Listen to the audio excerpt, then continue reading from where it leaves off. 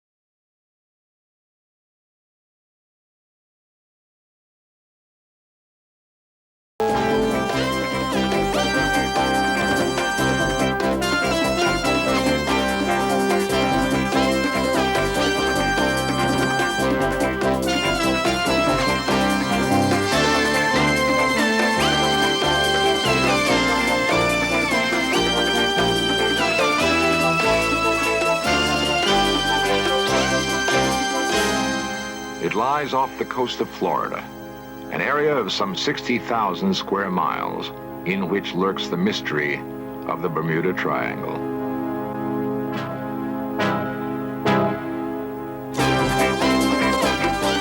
This series presents information based in part on theory and conjecture. The producer's purpose is to suggest some possible explanations, but not necessarily the only ones, to the mysteries we will examine.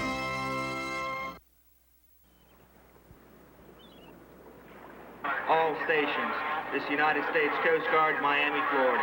901. The 7th U.S. Coast Guard District protects one of the busiest air-sea traffic lanes in the world. The amount of travel creates a year-round headache for Coast Guard patrols.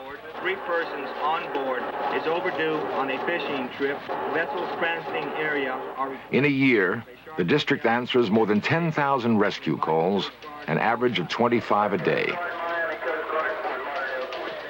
Most of the calls are routine. Engine trouble, boat aground on a reef, out of fuel. Some, however, are urgent, even desperate crises at sea. 36-foot cabin cruiser, 4 POB, disabled, sinking, 3 miles due east of Bug Light.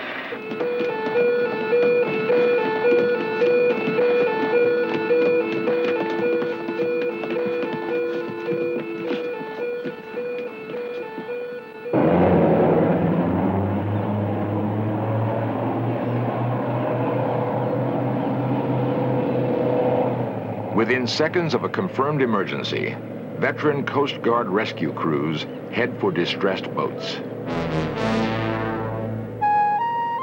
The greatest number of calls concern overdue boats. Some cases stem simply from the anxiety of shorebound relatives. Others are caused by the vast number of inexperienced weekend sailors, long on daring, but short on navigation skills. And then there are the other cases, the disappearances that cannot be explained. They occur most often in a triangle-shaped wedge bounded by Florida, the Bahamas, and the island of Bermuda, the so-called Bermuda Triangle. The search for solution to the Bermuda Triangle mystery has been abandoned by some experts who claim there is no mystery. On a television program underwritten in part by a National Science Foundation, the statement was made that science does not have to investigate the Bermuda Triangle. Each disappearance, the program contended, can be readily explained. The only possibilities not taken into consideration by that statement are the personal stories of individuals who've been involved in strange occurrences. Somewhere in these stories, the clues may exist that will open the way to the final solution of the Bermuda Triangle mystery. A Coast Guard cutter sails for home. It's the same kind of vessel that once carried a young lieutenant named Frank Flynn. So we came on watch at just before midnight. Everything was perfect. It was a flat, calm night. The winds were gentle, ceiling and visibility unlimited. Just a perfect night. Frank Flynn was a 20-year career officer in the Coast Guard. He rose to the rank of lieutenant commander before retiring. He has sailed in the Bermuda Triangle many times in his military career. Only once did something mysterious happen. Only once. At about 1:30 in the morning, I glanced by the radar, and a solid green line caught my eye on the radar scope. And called my assistant over, and I said, "What do you think of this?" It was a little surprising, and he says, "It looks like land." I said, "I agree." At that point, I went over, ran a recheck of the Loran fix because we were said to be 165 miles offshore. We approached the unknown radar target rather carefully, and it appeared to be just a gray wall. It was very, very surprising. I'd never encountered anything like this.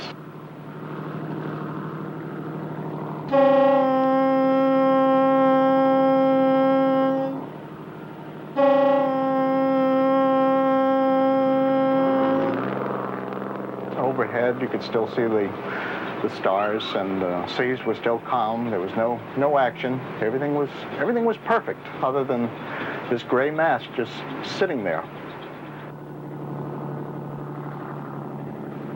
Well, I put almost 11 years of my 20-year career at sea. I never encountered anything like it. Nothing. We shined the light up as far as we could, almost vertically, and just didn't seem to be any end to this thing.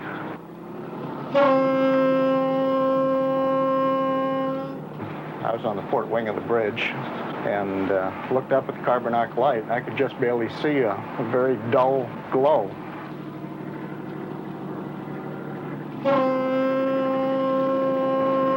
So we continued on and noticed irritation, a little bit of throat irritation, and a little difficulty in breathing.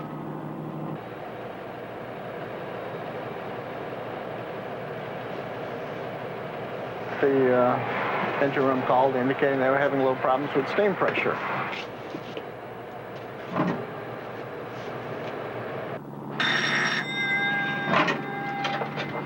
Bridge eye. This had happened before in clear weather. Possibly it happened at that same time. I don't think so. I think that the two things were related. At that point, the Captain Strouch made a determination that he was getting out of there. 200 shaft stern, sir. Very well. He ordered left full rudder. We were going to go back out. And at that point, we broke through. We were on the other side. We're really not sure what we encountered. I don't think anyone is. Talked to some of the nation's leading oceanographers. They offered no real explanation as to what we might have encountered. I don't think it had been encountered before or since. After a long and distinguished career, an experienced Coast Guard officer wonders about a mysterious night in the Bermuda Triangle. There are pilots who have flown countless times through the Bermuda Triangle and experienced no difficulty. Bob Spielman has flown extensively in the Bermuda Triangle. Nothing unusual has ever threatened him, but a plane he owned was involved in a mysterious event. I loaned the plane to some friends who have flown it extensively, and they flew in the area of Grand Bahama Island on the way to a further destination. The day prior to the incident, by the way, I flew the plane myself into the same area we're talking about with no incident whatever.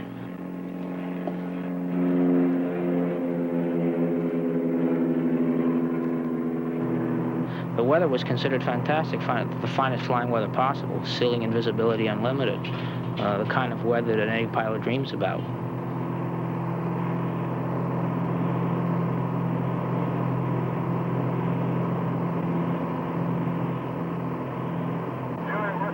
And I've been in many situations where communication has been mysteriously lost in this given area, and I just chalked it up to experience. But even after looking into it carefully and looking into all of the gadgetry on board the aircraft, there's no explanation as to why. Atmospheric conditions didn't explain it. Mechanical failure didn't explain it. It just happened. Hotel Tower, command 841 Julia Whiskey, estimate 5 southeast, walking 12 inbound over. And they were in radio contact with the Miami radio facility, aviation facility, and suddenly contact was lost, and the plane never arrived at its destination.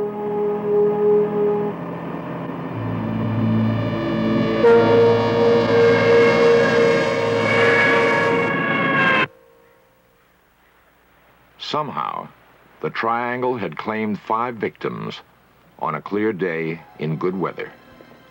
And there was no way to explain the origin of the accident. The following day, I went with FAA investigators to the scene of the accident, and they went through the wreckage very carefully, took some parts from the aircraft back to the United States, and they found through their extensive investigation that one of the main wing structures that held the wing in place was subjected to such a terrific force that it wrenched the wing right off the airplane. And it's their statement that it's unbelievable that such a force could exist, specifically because the damage was done to only one part of the aircraft, where everything else was relatively intact. Communications lost, a plane strangely missing. Both stand as consequences of a force that somehow exists. When our search continues, we will seek explanations of the Bermuda Triangle mystery.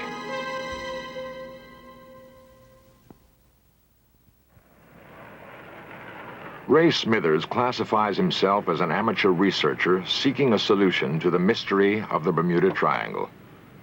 Ray concedes that no single idea will provide the answer, but is forced to wonder if there is any truth to what he heard one night while broadcasting on WFTL, Fort Lauderdale. In 19 years of radio, I've been in and out of a lot of studios, but when I walk into this particular studio, I still get strange vibes. Ray was one of 3 people responsible for presenting a special late-night telephone interview program dealing with the Bermuda Triangle. During the broadcast, a call was received. A call which is hard to believe is anything but gibberish. And yet... Exploring the Bermuda Triangle. The Bermuda Triangle Part 2. Normally, all the phone lines were blinking. They were all solid. We had hundreds and hundreds of calls. About 45 minutes into the broadcast, Alan Moore went to answer a call and hit the first line. It was blinking as though a call was coming in, and there indeed was no one there. There was no sound as though someone was on the phone. It was just dead. Miami. WFTL, you're on the air. He proceeded to go down 5 additional lines, and they were all in the same condition. Hello, you're on the air. Finally, on the 6th line, our caller started making a statement. Hello. There's one of you on the program who will understand what I'm going to say.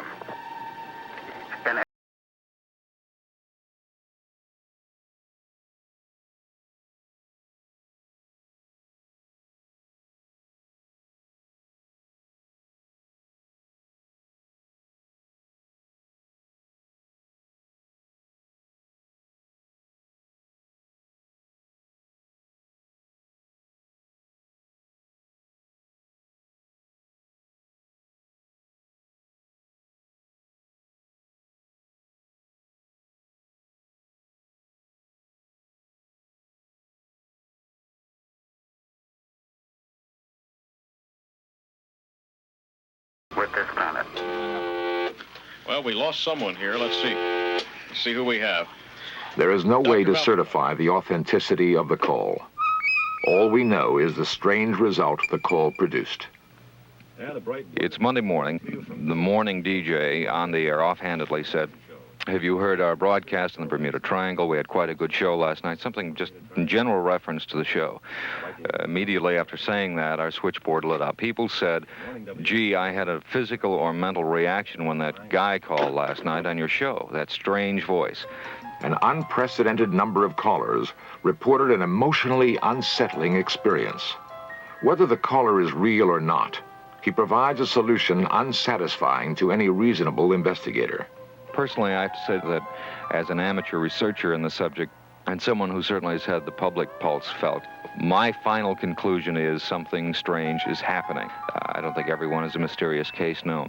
By the same token, there are cases that are totally, absolutely baffling and unexplainable. From 18th century British Navy records come the first indications of mysterious disappearances. In the early 20th century, there were cargo ships like the Marine Sulphur Queen, which disappeared with all hands. The ore-carrying freighter Proteus was lost without a trace in 1941. The United States Navy sub Scorpion lost in 1968. Months of investigation produced no clue to the reason for the sub sinking. In 1965, a C-119 was lost on routine patrol.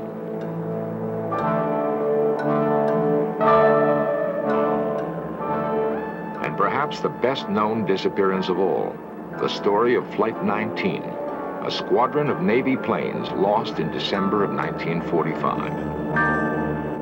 The squadron had a triangle out east and northeast of us to fly as navigation training. Carlton Hamilton has been deeply involved in commercial and private aviation for 25 years in the area of the Bermuda Triangle. I've had controller jobs at Miami International Tower, operations officer jobs at Miami International Tower, and then chief of Opelika ATC Tower. Hamilton was personally involved in the events leading to the disappearance of Flight 19. I was on duty as an airport traffic control tower operator during that particular flight.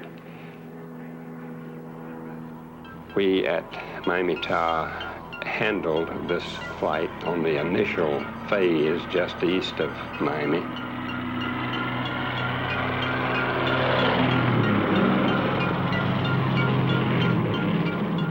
The flight departed on an instrument flight plan. As I recall, the flight went out at 4,000 feet. I believe they were supposed to climb up to 6,000 feet. The weather would be termed generally fair. Both civilian and military control tower operators made contact as the flight departed. Routine instrument flight plan conversation that issues to a flight leader gives the aircraft the authority to fly at a certain altitude or a given altitude, along with the fact that he's going to follow a given course. And generally then the wind, altimeter, and routine things of this nature are issued to a flight of this nature. There was no indication whatsoever that there was anything wrong. And when I lost contact with it, it was never heard from again. 5 planes, 14 men lost somewhere. There should have been a trace. During the rescue attempt, the mystery deepened. Subsequently, a search aircraft, as a matter of fact, several search aircraft went out, but one of the PBY aircraft also went down on this search for the fighter-type aircraft. Particularly on the PBY was a just sudden loss of ability to contact the aircraft. It's a finish of a transmission and then no answer. 250 planes and ships discovered no trace of the missing squadron.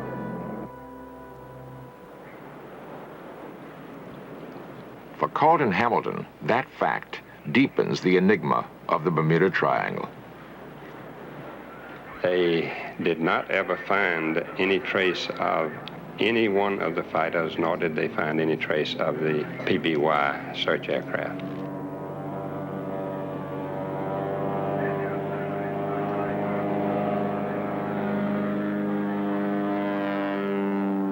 He himself survived what can only be termed still another mystery of the region. I have been on one occasion myself flying with a friend in a twin Beechcraft, and we were just offshore of Miami Beach. And we lost all lights and all navigation in the airplane. In many Bermuda Triangle disappearances, the sequence of events begins with a loss of radar and navigation capability. Now, just before we landed, all the lights and the navigation equipment come back on in the airplane. And we've never had any explanation for this, never found any explanation for it. But this actually happened. Each of the disappearances that has been cataloged in this program has in common an unexplainable element. Does Carlton Hamilton, a veteran of Bermuda Triangle aviation, believe that there is a mystery involved? Yes, I do. I believe that there is something very definitely within that Devil's Triangle.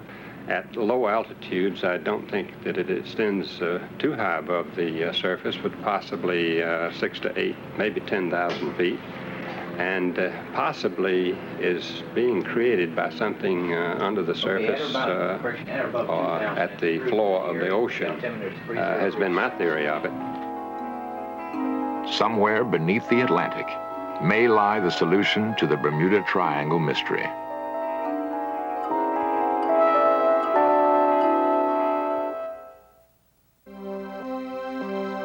A veteran Naval Coast Guard officer encounters a strange phenomenon in the Bermuda Triangle. A pilot with many hours of flying time finds his plane torn apart by an unknown force. A broadcaster receives a message so strange it can be called otherworldly. A control tower operator earnestly believes that the mystery of the triangle is linked to the strange force. In light of the testimony of 4 individuals, it seems far-fetched to presume that the Bermuda Triangle mystery has been solved. To say, in essence, that science need not investigate is to destroy the rationale for any scientific quest. The unknown force, it appears, is there, in the Bermuda Triangle, begging for investigation.